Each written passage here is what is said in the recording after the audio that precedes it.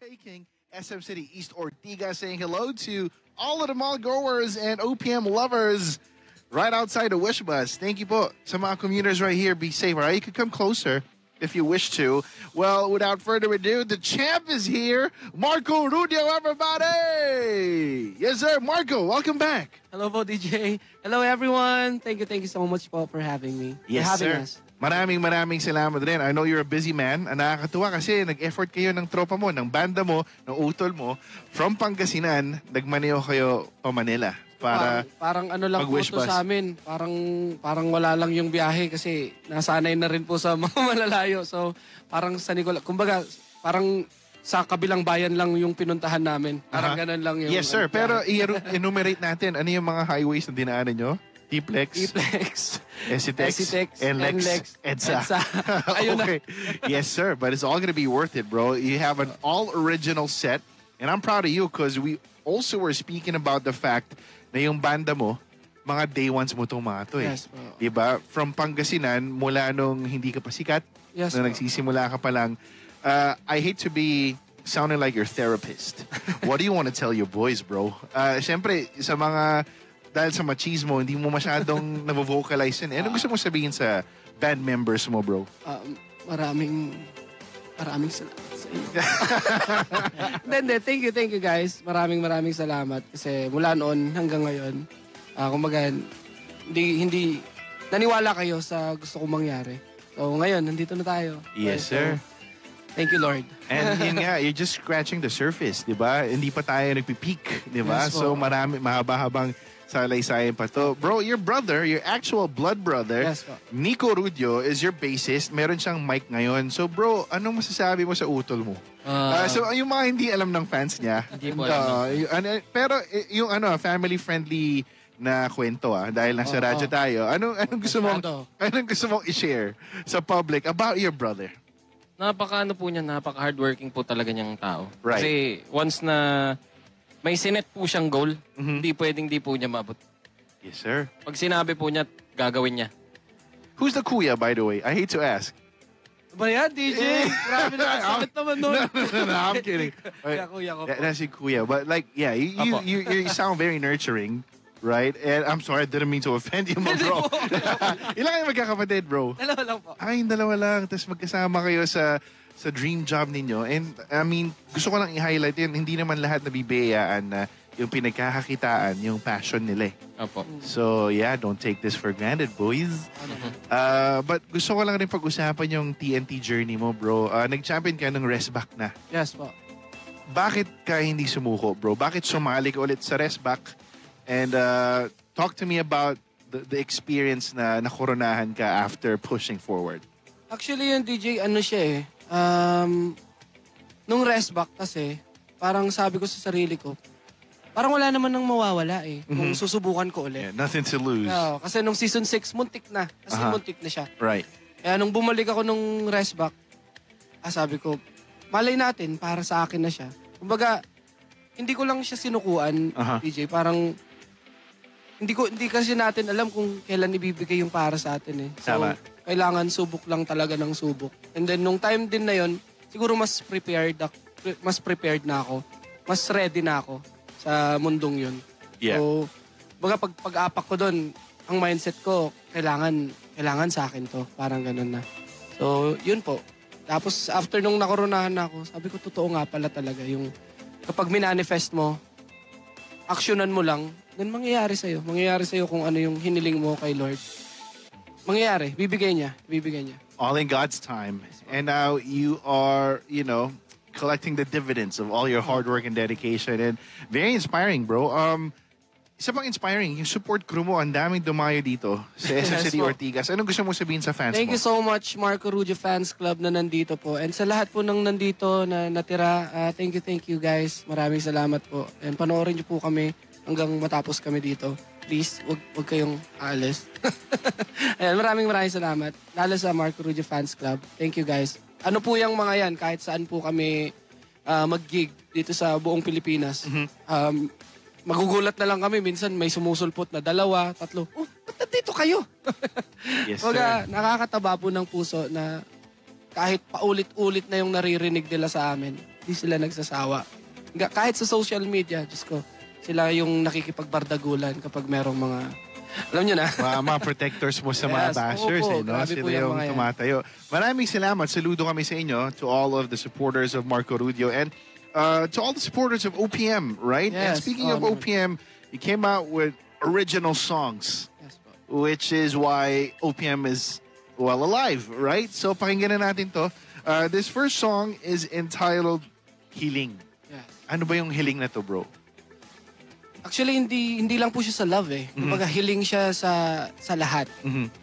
Kapag nahihirapan ka, humiling ka, and then, antayin mo lang, hindi naman bulag ang Diyos eh. Tama. Nakikita niya lahat ng galaw mo. Yun. And, Mangyayari lahat. Tama. And sabi nga nila, di ba, kahit sa prayers mo, dapat maging specific ka eh. Mm-mm. Kung anong kulay ng gusto mong sasakyan. Yes, You know what I mean? oo. I-visualize mo, Kahit i-manifest minsan natin. kasi, paulit-ulit yung senaryo na lumalagapak ka. Mhm. Kumbaga, okay lang yun eh. Hanggang sa masanay ka na lang, hanggang sa wala ka nang nararamdaman na sakit sa loob mo. Yes, Kumbaga, sir. Hanggang sa maging manhid ka na sa problema na yan. Yes, sir. Hanggang sa okay na, magiging okay na ang lahat. Yes, sir. All in God's time. Now, here is Marco Rudio and his band, all the way from Pangasinan, by the way, on board the iconic Wish 1075 bus. Song entitled Healing. Keep it locked. The one and only Marco Rudio, everybody, rocking it out, blowing the roof off of the Wish bus with that track entitled Healing. Incredible job, sir. How do you feel after, pouring your heart out sa performance na yun? Sobrang nakakatuwa po palagi. Kasi sa mga live gigs namin, usually ang kinakanta po namin mga cover songs. Aha. Mga kinanta ko sa Tawag ng Tanghalan. Right. Kasi yun po yung alam ng mga tao. Pero ngayon po kasi, kumbaga, nag-i-start na po kami na mag-promote ng mga original songs na. Right. And sa amin po, yung merong manood na ganito karami, I mean, kahit nga tatatlo lang sila, I mean, basta pinakinggan nila, thank you. Maraming salamat. Yun po yung nakakatuwa sa pagiging musikero namin, na kapag pinapakinggan na yung sariling likha namin. Yun Tama. po yung masarap. Lalo na pag may nakikita ka ng sumasabay sa lyrics, Yes. no? Regardless of the number of the crowd, like 3,000, kung 300 sila, 30 o 3. Grabe yun. Diba? Manifest natin yun. Yes, sir. Awesome stuff. And invite everybody to have all your original songs downloaded and streamed, bro. And naka-booster ka na. Please, sa mga nandito po, kung gusto niyo po ng bagong sound trip, pwede niyo pong pakinggan yung mga kanta namin sa Spotify. Ayan, sa lahat ng digital platforms, ayan, pakinggan niyo po yung EP album namin entitled Tamang Panahon. At syempre, nandun din po yung mga naunang original songs namin. At ayun, pakinggan niyo rin po yung latest na single namin entitled Ulan. Ayan, bagay na bagay po sa panahon ngayon. Na medyo maulan po talaga dito sa Pilipinas ngayon. At sobrang sarap pakinggan lang. Mawawala po yung mga problema ninyo. At ayun, bagong sound trip lang. Baka matripan po ninyo. Thank you guys. Maraming salamat. Yes, sir. Fun fact, sa mga hindi nakakaalam, ang warm-up pala ni Marco Rudio ay soft drinks. Yes. Regardless kung malamig o hindi. Di ba? Kwento mo Opo. naman sa amin, bro. Paano mo na-calibrate na yung pala yung nag-work? Hindi ko po kumbaga nangyari na lang na, bakit parang okay na yung lalamunan ko kapag Aha. kapag umiinom ako ng kahit anong soft drinks. And hanggang sa nasanay na lang din po ako, pero hindi po ako ma-soft drinks Before performance lang talaga. Opo. Interesting. Pero minsan, pag masarap po talaga yung ulam, tas bumagay yung soft drinks, Yes, sir. Yes, sir. kailangan ng pangpa-burp. Nag-agree si Kuya Jong. Oo. Si Mr. Perfecto. Yes, mahilig din po kasi yun mag-soft drinks. Yes, sir. By the way, are you, what do you call that, fluent sa Pangasinense dialect? Ilocano po. ako. Ilocano. Oh, Sila that's po, what you call it. si Kuya Jong, si Papa Jeff, tsaka hindi. Silang dalawa lang ang Pangasinan. I see. Pangasinense. Baka gusto nyong batiin sila in your native tongue. If you want. Yung mga nasa hometown nyo, syempre, nire-represent nyo sila eh. Gobi. Batiin mo ang bayambang, kuya. Amin niya bayang pangtitan, kumusta kayo namin? Yan. Yes, sir. Papa Jeff, dagupan. Musta, arami taga-Dago Panditan. Makinig kayo.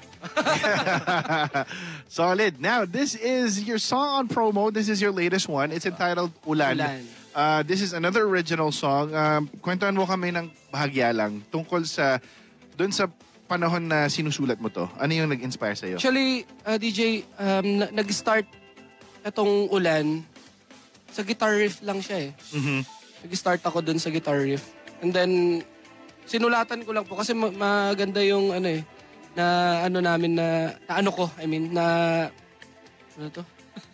na play ko na, Yeah. na guitar riff. So, sinulatan ko siya. Parang mga 30 minutes lang siya. Tapos, ayun. Tungkol din siya sa akin eh. Kumbaga, yung mga nakaraan na parang dark moments ko. Tungkol siya sa mga taong parang nasa dark tunnel na hindi makaalis dun sa sitwasyon nila. Pero at the end of the day, nandyan palagi ang Diyos na bibigyan at bibigyan kanya ng pag-asa. Amen. Bibigyan at bibigyan kanya ng taong masisilungan mo sa ilalim ng ulan. Yan. Yes, sir. Bibigyan kanya ng motivation, bibigyan kanya ng inspiration. And ayun, kumbaga para siya sa mga taong yun na kung ano man yung dinadala ninyo, wag kayong matakot na subukan lang na baguhin yung kinabukasan ninyo kasi dyan palagi si Lord. Right. Yan. Couldn't agree more. And yun yung beauty ng pagpo-promote ng kanta. Hindi lang napapakinggan yung kanta, pati yung story behind it. Maraming natatouch eh.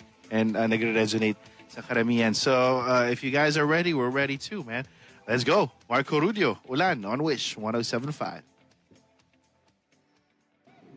Marco Rudio and his incredible band. Track entitled Ulan. Solid stuff, boys. Sulit na sulit yung pagdahi sa Manila from Pangasinan.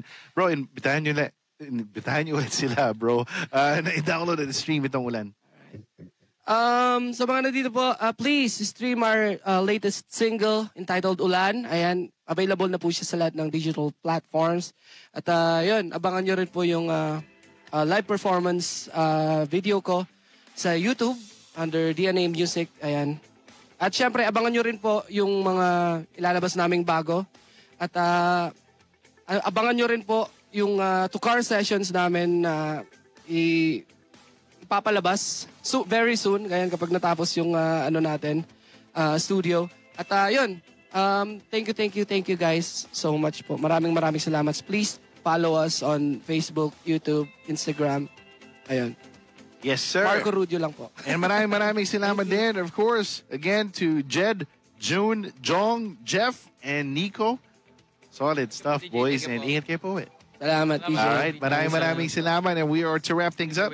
When we come back, keep it locked only here on Wish 107.5. Wish 107.5.